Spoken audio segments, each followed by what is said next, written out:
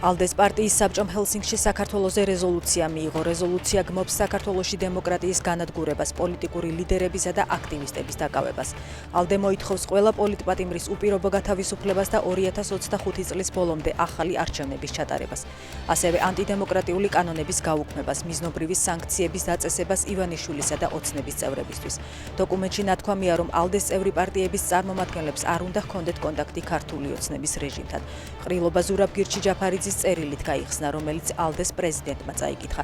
ეს მხოლოდ ჩვენი ბრძოლა არ არის, გვჭირდება ევროკავშირის მკაფიო და მტკიცე მოქმედება ქართული ოცნების რეჟიმის მიმართ, წერს ჯაფარიძე.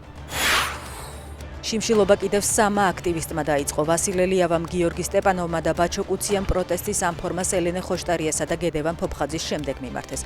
პოლიტიკური პროცესი არის გზაჯვარედინზე. ჩვენ უნდა დავაბრუნოთ პროტესტის მძლავრი კერა, თავგანწირით და ნულოვანი თანამშრომლობით რეჟიმთან, ამბობს ხოშტარია. სოლიდარობის ნიშნად პარლამენტად დღეს სხვადასხვა პარტიების წარმომადგენელი ქალებიც მივიდნენ.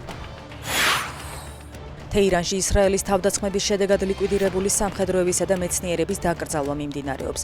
ირანის დედაქალაქში უსაფრთხოების მაქსიმალური ზომებია მიღებული.